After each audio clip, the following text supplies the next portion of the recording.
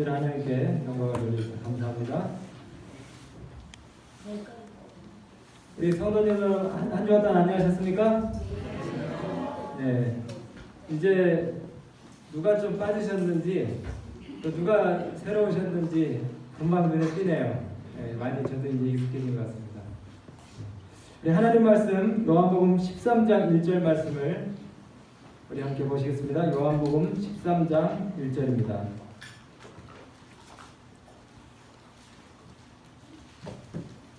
하나님의 말씀 요한복음 13장 1절입니다. 6월절 전에 예수께서 자기가 세상을 떠나 아버지께로 돌아가실 때가 이른 줄을 아시고 세상에 있는 자기 사람들을 사랑하시되 끝까지 사랑하시니라. 제가 오래전에 어느 한 학원 강사분에게 들은 이야기입니다. 이분이 강사 생활을 하던 중에 시내에서 우연히 오래전에 같이 지냈던 중마고를 만나게 됐어요. 그래서 이제 집으로 데리고 와가지고 옛 추억들을 생각하면서 반가운 시간들을 보내다가 그 친구의 사업에 대한 이야기를 듣고 솔깃해가지고 같이 동업을 하기로 결심을 했습니다. 그래서 10년 동안 강사 생활을 하면서 모은 돈을 다 투자를 해가지고 오랜만에 만난 그 중마고 친구한테 이제 투자를 하면서 동업을 같이 시작을 했어요. 사업이 잘 됐습니다. 잘 돼가던 중에 어느 날 이 친구가 몽땅 싸그리 들고 튀어버렸어요. 꿈에도 그럴 줄을 몰랐는데 꿈에도 자기가 투자한 모든 것이 하루아침에 다 날아가 버렸어요. 돈도 돈이지만 친구를 잃은 것이 너무 마음이 아팠습니다. 이럴 수 있을까? 이럴 수 있을까? 시간이 지날수록 그 배신감과 그 정말 분노로 잠을 이루지를 못하고 억울함으로 괴로워하던 중에 문득 그 돈을 갖고 도망간 친구는 미워도 남아있는 친구의 아내와 자식들이 불쌍한 생각이 들어서 수소문을 하기 시작했습니다. 그리고 단지하 단칸방에 어렵게 살고 있는 그 친구의 아내하고 아이들을 갖다가 만나게 됐어요. 70년대 이제 중반인데 그때는 뭐 제과점이 흔치 않았던 시절에 이 롤케이크 그러면 굉장히 비싼 그 음식이지 않습니까? 그 롤케이크를 비싸게 주고 사가지고 가지고 이제 그 친구의 집을 방문했는데 진짜 이 공기도 통하지 않는 정말 초라한 그 단칸방에서 떼국물이 주르르 흐르는 그 자식들하고 같이 사는 친구의 아내가 너무 불쌍했어요. 그래서 이 며칠을 굶은 듯이 보이는 그 아이들 앞에다가 그 롤케이크 빵을 갖다가 딱 내밀었더니 애들이 그냥 기다린다는 듯이 막 빵 앞으로 몰려드는데 그때 그 친구의 아내가 아이들의 손을 갖다가 확 붙잡고 하더니 안 돼! 그러면서 빵 앞으로 달려든 애를 갖다가 막는 겁니다. 나중에 알고 봤더니 그 빵에 무슨 독약이라도 넣었을까봐 아이들을 갖다가 제지시키는 그 친구 부인에 대해서 굉장히 뭡니까 이 마음의 배신감을 안고 돌아왔다는 거예요. 친구를 잃은 것도 정말 가슴이 아픈데 그 자신의 호의를 불순하게 받아들였던 이 친구의 아내에게서 또 다른 배신감을 느낀 겁니다. 여러분 원래 그 친하지 않은 사람 원래부터 사이가 좋지 않던 사람과의 관계에서는 배신이라는 말을 잘 쓰지 않습니다. 배신이라는 단어가 왠지 더 아픈 것은 흔히 가장 믿었던 사람에게서 혹은 동지라고 여겼던 그런 사람들이 나의 생각이나 행동이나 또 어떤 다른 태도를 취했을 때에 또 그 다른 점이 참을 수 있는 그 수준을 갖다가 넘어섰을 때에 시작되기 때문입니다. 예수님께서 가장 가까이서 함께했던 유다의 배신을 당할 것에 대한 예언이 시편 기자 다윗의 노래에 나타납니다. 시편 41편 9절에 나의 신뢰하는 바 내 떡을 먹던 나의 가장 가까운 친구도 나를 대적하여 그 발꿈치를 들었나이다. 성경에 발꿈치를 들었다 하는 말은 배은망덕하거나 은혜를 원수로 갚는 일 또는 배신이나 반역을 의미하는 그런 관용어로 사용되고 있습니다. 이 말은 여러분 그 짐승들이 막다른 그 궁지에 몰렸을 때 그리고 상대방을 공격하기 위해서 이 자세를 취할 때 어떻게 합니까? 뒷발질을 막 하면서 뭡니까? 쏜살같이 상대를 향해서 공격하기에 준비합니다. 그죠? 뒷발질을 하는 그런 그 모습에서 연유된 표현이에요. 이 표현은 이 성경의 유대인들이라든가 이 셈족의 관습상 친구들의 잔인한 배신을 가리키는 그와 같은 그 관용어구로 사용되는 표현입니다. 시편 41편 9절. 특별히 이 시편 41편 9절을 썼던 다윗은요, 가장 친한 친구였던, 물론 요나단도 있지만은 가장 친한 친구이자 지혜로운 모사였던 신하 아이도벨의 배반으로 인해서 큰 좌절과 상처를 받았던 것에 대한 표현으로 이 시편 41편 9절을 기록하고 있습니다. 다윗은 왕의 식탁, 즉 자기 식탁에서 함께 먹도록 아이도벨을 신뢰하고 그 다음에 존중하면서 가족처럼 대했지만 압살롬이 반역을 일으켰을 때에 압살롬의 편에 서서 다윗을 갖다가 대적한 일로 큰 상처를 받았어요. 다윗이. 나중에 아이도벨이 압살롬에게 인정을 받지 못하게 되자 군복을 벗고 고향으로 돌아가서 자살을 하는 것이 마치 예수님을 은 30세계를 팔아 넘기고 그 다음에 그것이 실패로 돌아가자 자살을 선택한 가룟 유다의 마지막과 흡사합니다. 시편 41편 9절의 말씀과 요한복음 13장 18절의 말씀을 비교해보세요. 비슷합니다. 이렇게 배반과 배신은 가장 가까이에 있는 사람에게로부터 올 때에 가장 쓰라리고 아픈 것입니다. 여러분 오늘 본문으로 택한 요한복음 13장 1절에 특별히 이 요한복음 13장 전체는요 가장 슬프면서도 가장 아름다운 장입니다. 자신을 배반한 제자를 끝까지 사랑하시는 선생님, 자신을 영접하지 아니한 세상에 있는 자기 사람들을 끝까지 사랑하시는 하나님의 참 아들, 자신을 지켜주지도 못할 무심한 제자들의 발을 씻기시는 참 선생님의 아름답고도 아름다운 사랑의 이야기가 바로 이 요한복음 13장에 기록이 되어 있습니다. 여러분 사랑과 배신이라는 드라마 주제를 들어보셨죠? 사랑과 배신. 근데 그거는 드라마 주제로 끝난 게 아니고 여기 요한복음 13장의 이야기가 바로 사랑과 배신의 이야기입니다. 사랑과 배신.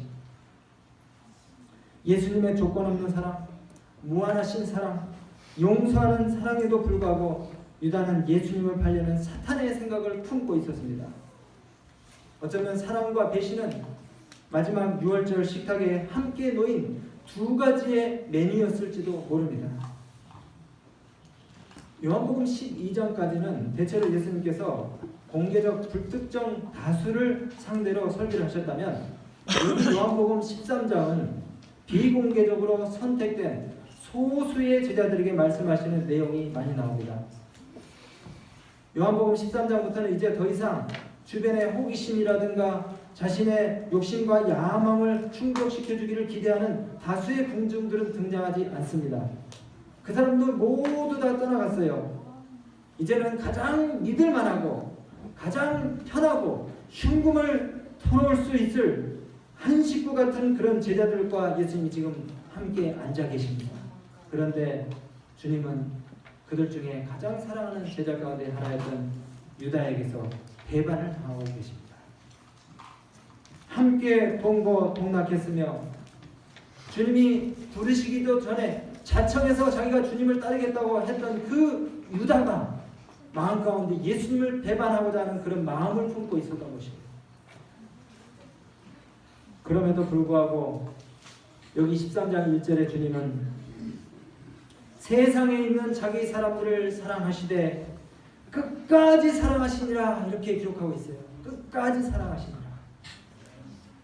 주님은 그 사랑의 크기와 범위에 있어서 제한을 두시는 분이 아니시지만 여기 요한이 세상에 있는 자기 사람들을 사랑하시되 끝까지 사랑하셨다고 표현하는 것은 사람들과 함께 계셨던 그 주님이 보여주시려고 그분의 애타는 가슴을 열어 보여주시려고 하시는 간절하고도 애달픈 마음을 지금 표현하고 있는 것입니다. 조금이라도 더 사랑하고자 하시는 그 예수님의 애달픈 심정을 표현하고 있는 것이에요. 여러분, 주님이 이렇게 그 애틋한 사랑을 표현하시는데 또 나타내시려는데 더 초조해하시고 안타까워하신 이유가 뭘까요? 그것은 바로 주님이 제자들과 함께할 시간이 얼마 남지 않았다는 것을 아셨기 때문입니다. 13장 1절에 보시니까요, 중간에 때가 이른 줄 아시고 아버지께로 돌아가실 때가 이른 줄을 아시고 자기가 세상을 떠날 때가 이른 줄을 아셨다고 그랬어요. 여러분, 때를 아는 것이 중요합니까? 자신의 때를 알고 그에 맞게 행하는 것이 중요합니까? 중요합니다. 많은 경우 우리는 우리 자신의 한계와 무지와 그리고 죽음을 인식하지 못하고 살 때가 많아요. 여기 우리 젊은이들이 많이 계십니다. 젊은이들은 자신의 때를 인식해야 합니다. 그 푸르고 패기 만만하고 왕성한 젊음이 그리 길지 않을 것을 깨달아야 합니다. 술, 이성, 끼, 멋, 스포츠카, 낭만, 그리고 성공을 향한 질주, 이것들은 여러분 곁에 그리 오래 머물지 않을 것입니다. 그래서 우리 젊은이들은 생을 좀 더 진지하게 살아야 될 필요가 있습니다. 여기 연만하신 어르신들 많이 계시죠? 좀 죄송한 말씀이지만은 우리 어르신들 나의 때가 얼마 남지 않았다는 사실을 인식하시게 되길 바랍니다. 마지막이 속히 온다는 사실을 죄송하지만 기억하셔야 합니다. 이제는 마음을 열고 지갑을 열고 자식들, 친지들, 이웃들에게 부지런히 사랑을 표현하시게 되기를 간절히 바랍니다. 예수님께서는 자신의 때를 아셨어요. 6월절 전에 자신이 세상을 떠난다는 사실을 알고 계셨습니다. 현명한 자, 지혜로운 자는 인생의 끝, 자신이 언제 죽는다는 것을 안다고 하는 것입니다.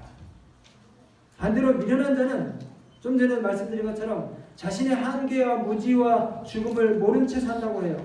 아주 오래 영원히 살 것처럼 그렇게 철부지처럼 자기 감정대로 소리를 지르고 화를 내고 본능대로 먹고 마시고 즐기며 행동하고 지냅니다. 그러나 후회할 때가 속히 올 것입니다. 지혜자는 때를 아는 지혜를 얻는 것이 중요하다고 말씀합니다. 요즘 우리가 지금 전도서를 공부하고 있죠? 때를 아는 지혜. 전도서 3장 1절에 뭐라고 그랬습니까? 천하 범사에 기한이 있고 모든 목적이 이룰 때가 있다고 그랬어요. 심을 때가 있고 거둘 때가 있고 날 때가 있고 죽을 때가 있고 쭉 있습니다. 사랑하는 여러분, 지금은 어느 때입니까? 지금은 어떤 때입니까? 하나님께서 당신의 사랑하는 백성들이 때를 아는 지혜를 발휘하기를 원하셔요. 사도 베드로는 다시 오시는 주님을 기다리는 성도들에게 이렇게 이야기합니다. 만물의 마지막이 가까웠으니 정신을 차리며 근신하여 기도하라고 그렇게 이야기하고 있습니다. 근신하고 기도하라. 로마서 10장 11절에 너희가 이 시기를 알거니와 자다가 깰 때가 벌써 되었으니 이는 이제 우리의 구원이 처음 믿을 때보다 더욱 가까웠음이니라. 주님 오실 때가 더 단축되었다고 그렇게 이야기하고 있어요.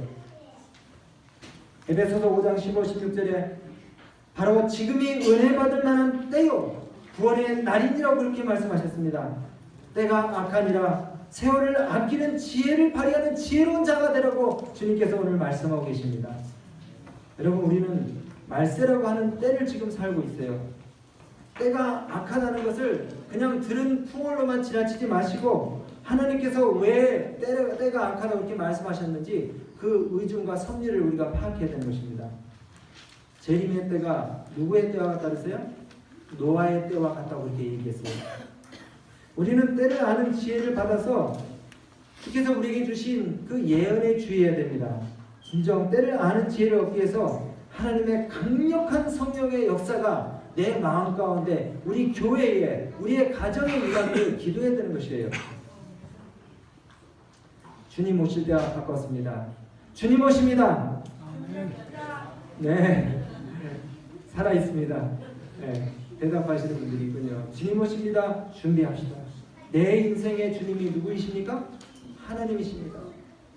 나는 하나님의 청직이라는 사실을 우리가 기억하면서 불의한 청직일지라도 내 세를 위해서 준비하기 어떻게 했습니까? 부지런히 주인의 재산을 팔아가지고 어떻게 했어요? 사람들의 인심을 사고 그 다음 세대를 위해서 그 다음 때를 위해서 준비를 했어요. 지금 우리가 주님 오실 날이 얼마 남지 않았으니 우리 자신을 위해서 쌓는 것을 이제 그만하고 주변 사람들에게 부지런히 예수님의 사랑을 나눠줘야 돼요.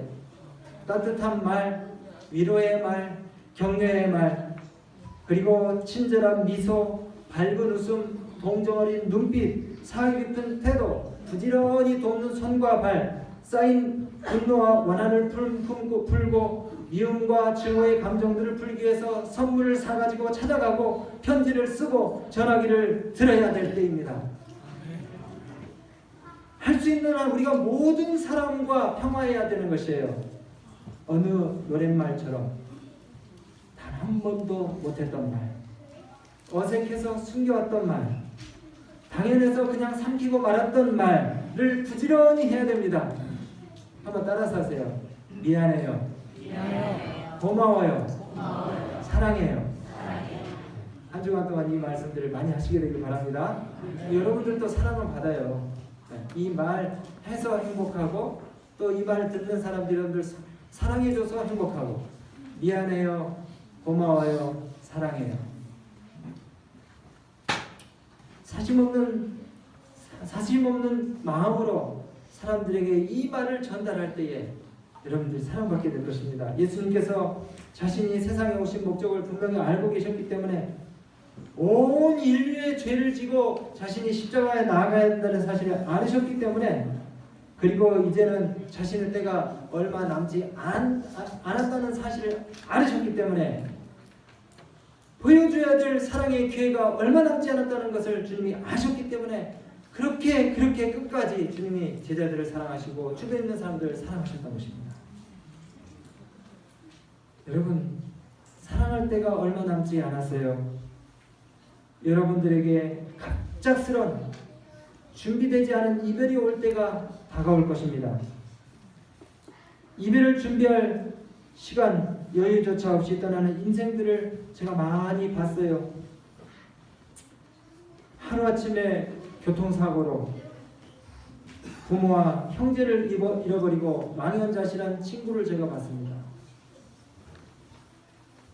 갑작스런 말기암 선고로 수십 년 동안 고생하면서 쌓아왔던 부를 제대로 누려보지도 못하고 이민 생활을 접고 황급하게 미국을 떠났다가 얼마 안 있어 한국에서 임종을 맞이한 사람도 제가 봤고요. 여러분, 제가 아직 젊지만은 제 친구 중에 죽은 사람들이 벌써 5이나 돼요. 암으로 죽고 교통사고로 죽고 뭐 이렇게 해서 많이 죽었어요. 여러분, 사랑할 때가 얼마 남지 않았습니다. 부지런히 가족들을 사랑하시고 교우들을 사랑하시고 이웃을 사랑하세요. 사랑을 표현할 기회가 얼마 남지 않았습니다. 저희가 3년 전에 유학을 가려고 이제 비자를 받고 아주 이제 비자 받기가 참 힘들었기 때문에 비자를 받은 것이 너무 기쁘고 이제 미국으로 가는 것이 마음 가운데 기대가 돼서 아주 이제 즐거워하면서 비행기 티켓 5개를 끊고 비행기 탈 날을 기다리고 있는데 비행기 타기 한 4일 전에 진짜 이 마른 하늘에 날벼락같이 저희 큰딸이 미국을 못 가게 됐어요. 그리고 한국도 아니고 저 필리핀에 그냥 혼자 이제 보내야 되는 그런 형편이 됐습니다. 마음이 얼마나 참 안타깝고 괴롭든지. 지금 모든 게 다 준비가 돼가지고 비행기 티켓까지 끊어놓고 이제 내일 모레 가야 되는데 갑작스럽게 어린 딸을 갖다가 남겨둬야 된다니까 참 마음이 황망하더라고요. 그래서 이제 충분히 사랑할 틈도 없이 우리 딸을 필리핀으로 보내놓고 보호자도 없이 이제 비행기를 대여 보내서 보내놓고 마음이 얼마나 아프고 괴롭던지, 왜 그때 내가 그런 말을 했을까? 왜 좀 더 우리 딸을 이해해주지 못했을까? 왜 그렇게 꼬투리를 잡고 맨날 혼인냈을까? 좀 더 사랑해줄 걸, 좀 더 용납하고 좀 더 이야기도 많이 들어줄 걸, 이런 후회를 했어요. 근데 이제 미국 가서 또 공부를 한창 하던 중에 1년이 지났는데 또 예상치 않게 아들을 한국으로 또 보내야 되는 또 형편이 또 생겼습니다. 같이 있을 때는 귀한지를 모르고 그냥 또 막 소리 지르면서 싸우면서 지냈는데 보내려고 그러니까 또 마음이 아파요. 그래서 이제 비행기 티켓을 끊었는데 이게 뭐 성수기 때라 비행기 값이 너무 비싸가지고 제일 싼 티켓으로 30시간 걸려서 가는 비행기 티켓을 끊어가지고 아들을 이제 보냈는데 공항까지 태워다주는 그 길이 얼마나 멀고 힘든지, 그리고 이제 한국에 보내놓고도 마음이 답답했어요. 근데 이번에 또 이제 마치고 이제 돌아와가지고 우리 막내 아들이 지금 이제 거의 한 9년 동안 한국 생활을 못했거든요. 외국만 이렇게 돌다가 이제 한 6개월 정도 한국에서 같이 지내다가 이제 또 이렇게 외국으로 보내려고 했는데 갑작스럽게 또 그냥 이 한국에 온 지 2주도 안 돼가지고 아들을 또 보내야 되는 상황이 또 뜬금없이 생겼어요. 그래서 그냥 얘가 그 한국에 오면 하고 싶은 버킷리스트가 몇 가지 있었거든요. 찜질방 가는 거, 그 다음에 붕어빵 사 먹는 거, 떡볶이 사 먹는 거 몇 가지가 있었는데 그것도 다 채 해보지도 못하고 또 필리핀으로 보내버렸어요. 그러면서 제가 생각하는 게 정말 이별을 미처 준비하지도 못한 채 보내야 되는 그런 형편들 상황들이 많이 생기는구나. 그러면서 예수님의 심정을 조금은 이해를 했어요. 예수님의 심정. 예수님도 물론 자신이 떠날 때를 다 아셨지만은 그래도 아직 준비되지 않은 제자들을 놓고 떠나는 예수님의 심정은 미처 준비하지 못한 이별을 하는 것 같은 똑같은 심정이었을 것 같아요. 예수님이 얼마나 이 세상 이 제자들을 포함한 세상 사람들 자신들의 운명이 어떻게 될지도 알지도 못하고 그저 눈앞에 쾌락과 재미만을 쫓아 살아가는 저 어리석고 무지하고 철부지 같은 자들을 두고 떠나야 하는 주님의 마음이 얼마나 아프고 괴로우셨겠습니까? 이제 십자가로 나갈 때가 일주일도 채 안 남았는데 제자들은 계속해서 뭐하고 있습니까? 누가 가장 크냐? 계속 다투고 있어요. 자기네들끼리. 누가 가장 크냐? 주님은 인류의 죄짐을 지시고 십자가로 나가는 그런 부담을 갖고 계시면서 제자들에게 진정한 사랑을 보여주기로 원하셨는데 주님은 마음이 지금 너무 다급하셔요. 얘들에게 어떻게 하면 더 사랑의 본을 보여주셔서 자기들끼리 사랑하게 할까? 좀 더 사랑하자, 좀 더 챙겨주자, 좀 더 가르쳐주자. 그와 같은 심정으로 예수님이 애달프게 제자들을 바라보고 계시는데 제자들은 알지 못해요. 깨닫지 못해요.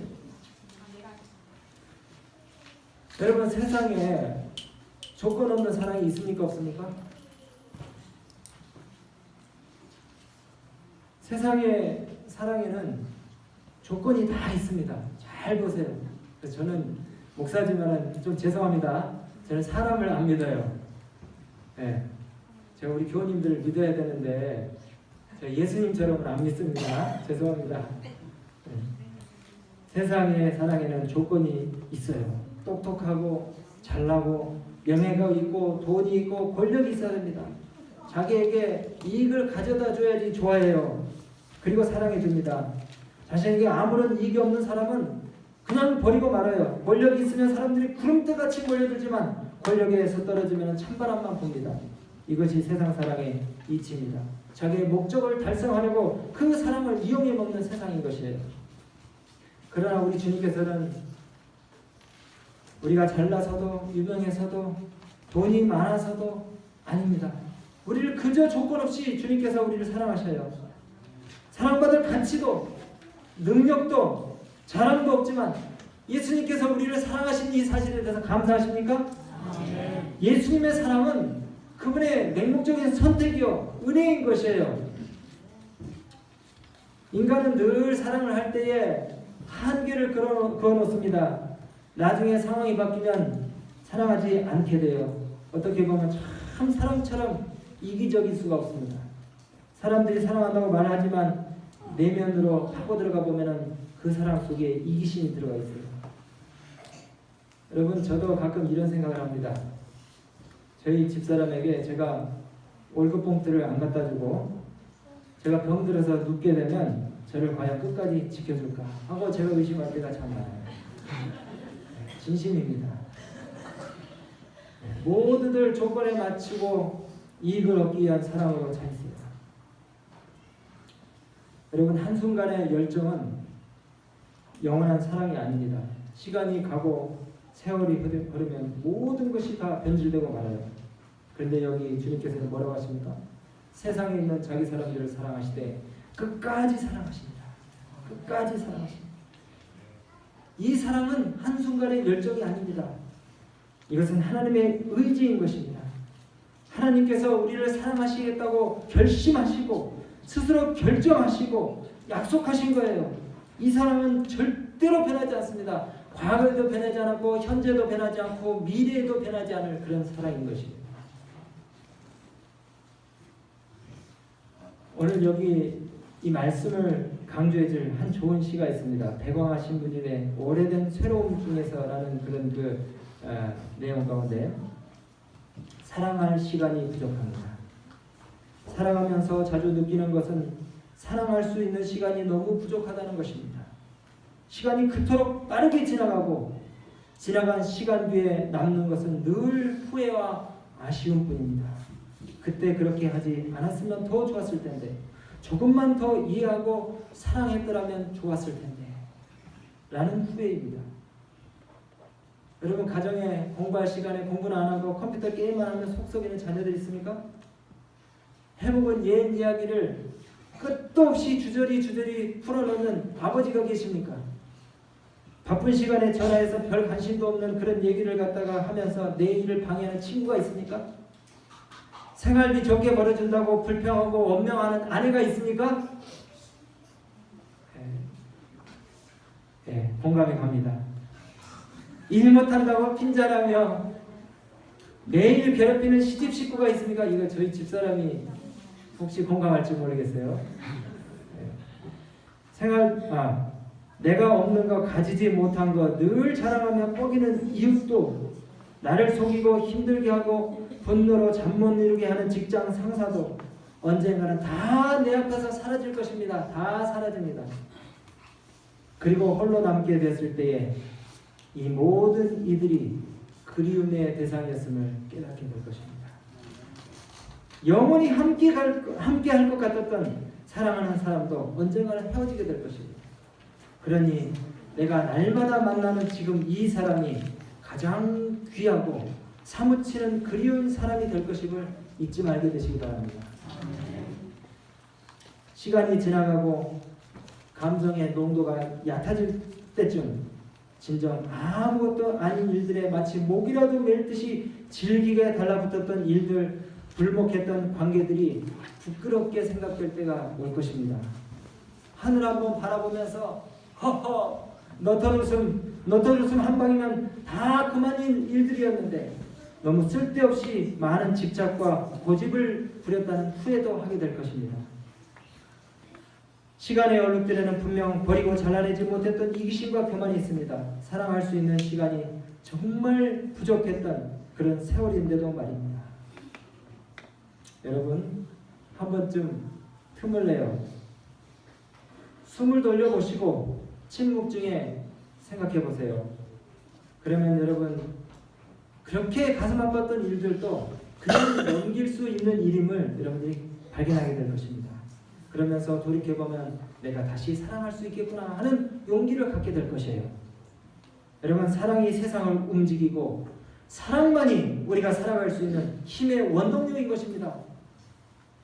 아니, 주일마다 안식일마다 교회 가서 뭐 돈도 안 나오고 뭡니까? 소득도 없는데 거기 가서 그 사람들 뭐하고 있나 이렇게 할지 몰라도 여러분 세상을 움직이는 이 원동력 사랑의 힘을 여러분들이 오늘 받고 가시는 것에 인해서 감사하시게 되기 바랍니다. 이제는 제발 이기려고 하지 말고 좀 지고 사세요. 좀 지고 사세요. 저도 저희 집사람한테 제가 절대 안 지는데 이제 지고 살 겁니다. 예, 지고 살아야 될 것 같아요. 후회하지 않도록 누가 아멘 하셨습니까? 예. 후회하지 않도록 여러분 주위의 사람들을 미련 없이 사랑하시고 하나님을 사랑하세요. 지나는 사람들에게 절대 상처 주는 말을 하지 마시고 용기와 격려되는 말을 하세요. 노를 격동시키는 말을 자녀들한테는 하지 마시고 여러분 사랑할 시간이 그리 많지 않으니 후회하지 않도록 우리 미련 없이 사랑하시기 바랍니다. 여기 좋은 시가 있어요. 마지막으로 9손가락이 다 잘려나가도 팔 하나를 내어줘도 남은 손이 있다면 사랑하라. 사랑이 두 누나를 다 가져가 버린다 할지라도 사랑이 나의 몸뚱이만 남겨놓아도 사랑이 남아있다면 사랑하라. 오직 외발 하나 딛고 설 땅이 있다면 그 땅에 한 발 딛고 서서 나머지 한 발은 들고서라도 서 있을 수 있다면 사랑하라. 사랑은 용서보다 거룩한 용서, 기도보다 더 절실한 기도, 아무것도 가질 수 없고 아무것도 남아있지 않아도 사랑이 있다면 사랑하라. 사랑할 때 사랑하라. 여러분 주님은 원수되었던 우리를 배반자와 배신자와 같았던 우리를 사랑하시되 끝까지 사랑하셨습니다. 정말 원수를 사랑하라. 내 원수가 왼밤을 때리면 오른밤도 돌려대라 라고 그렇게 말씀하신 그 주님답게 자신을 사랑하지도 않는, 자신을 영접하지도 않는 제자들, 그런 백성들을 끝까지 사랑하시는 주님, 그 모습을 우리에게 보여주셨어요. 주님은 모든 이들을 제한 없이 늘 사랑해 오셨지만 여기 요한은 더 강렬한 표현으로 그 사랑의 범위와 크기를 이렇게 표현하고 있습니다. 세상에 있는 자기 사람들을 사랑하시되 끝까지 사랑하시라. 내가 새벽 날개를 치며 바다 끝에 걸지라도 곧 거기서도 주의 손이 나를 인도하시며 주의 오른손이 나를 붙드시리라. 사랑은 죽음같이 강하며 이 사랑은 많은 불이 꺼치지 못하겠고 홍수라도 엄물치 못하리니 사람이 온 재산을 다 주고 사랑과 바꾸려 할지라도 오히려 멸시를 받으리라. 내가 확신하노니 사망이나 생명이나 천사들이나 권세자들이나 현재이나 장래이나 능력이나 높음이나 기쁨이나 다른 아무 피조물이라도 우리를 우리 주 그리스도 예수 안에 있는 하나님의 사랑에서 끊을 수 없으리라. 오늘 한 주간 동안도 여러분들의 마음에 미움과 증오와 분노가 가득 찰 때에 요한복음 13장 1절의 말씀을 기억하시면서 후회하지 않을 사랑을 하시기 바랍니다. 이것만이 여러분들이 살 길이고 재림을 소망하는 건강한 재림 성도의 갈 길인 것입니다. 주님의 사랑이 여러분의 가정과 또 여러분의 주위에 넘치시게 되기를 간절히 바라면서 말씀을 마치도록 하겠습니다.